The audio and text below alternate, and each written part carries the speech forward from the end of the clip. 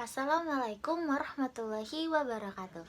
Halo semuanya, perkenalkan nama saya Sartika Permasari dengan nomor NIM 20 10 90 10 40 dari Prodi Ilmu Komunikasi Fakultas Ekonomi, Ilmu Sosial dan Humaniora. Nah, untuk kali ini di mata kuliah Komunikasi Multikultur, saya akan menjelaskan apa sih komunikasi multikultur ini. Nah, karena berhubung materinya tentang komunikasi multikultur, multikultur ini adalah perbedaan antara budaya yang sangat luas. Karena perbedaan budaya, bagaimana kalau kita membahas materi ini menggunakan bahasa daerah masing-masing. Nah, sekarang kunek jelasin ke Ika, APG komunikasi multikultur toh gunain bahasa daerah masing-masing. Karena aku sendiri berasal dari Bangka, jadi kunek jelasin ke Ika gunain bahasa Bangka. Sege komunikasi multikultur tuh berkaitan kayak kebudayaan daerah kayak tuh. Jadi kunek jelasin menggunakan bahasa daerah biar Rika pacak menghargai dan mengetahui ataupun tahu kayak tuh bahasa-bahasa dari berbagai daerah kayak tuh.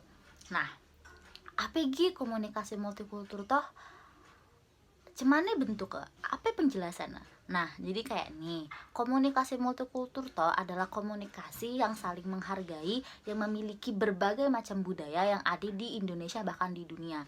Nih, dengan ada komunikasi multikultur toh, kita pacak menghargai dan menghormati berbagai macam kebudayaan yang ada di seluruh Indonesia.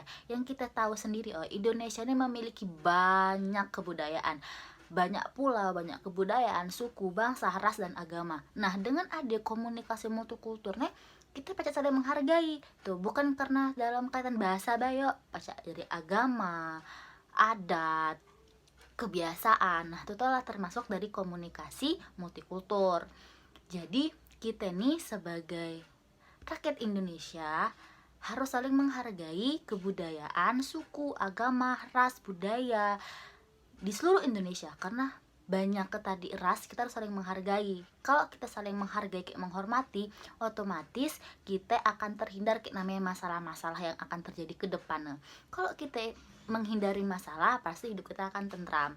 Nah, apalagi misal kita tinggal di sebuah komplek, tinggal di sebuah perumahan gitu, pasti banyak memiliki budaya-budaya yang berbeda. Misalkan ada yang dari Jawa, ada yang dari Sunda, ada yang dari Jakarta, dari Bangka, Bandung, Belitung, Palembang. Itu kan memiliki budaya yang beda-beda, terutama bahasa.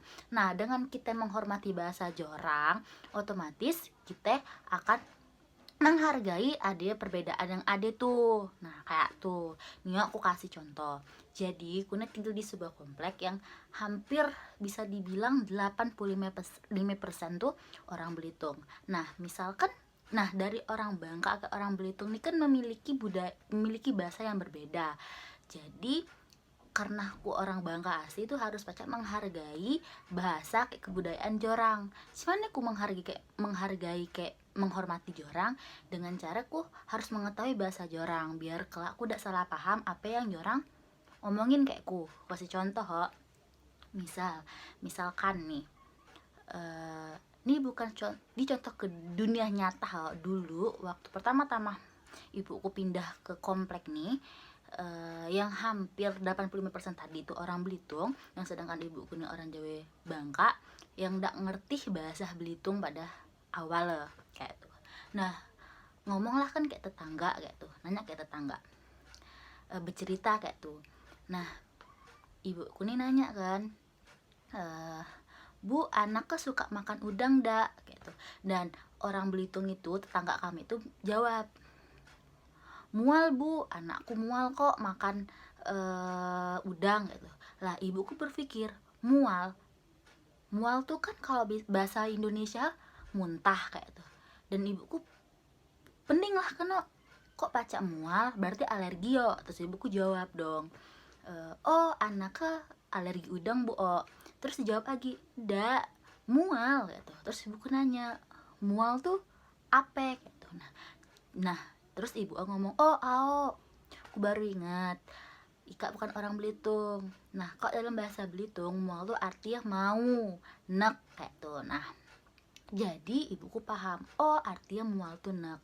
Dengan kita mengetahui arti tadi tuh, tak jadilah kesalahpahaman kayak tuh. Misal kita lah salah paham, bakal kacau dan itu bakal jadi konflik ke depan.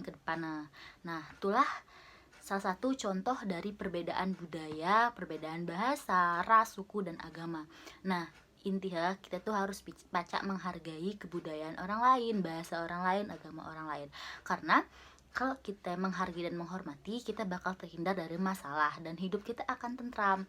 Jadi, kita harus mengutamakan, menghargai dan menghormati toleransi kepada sesama makhluk hidup di dunia.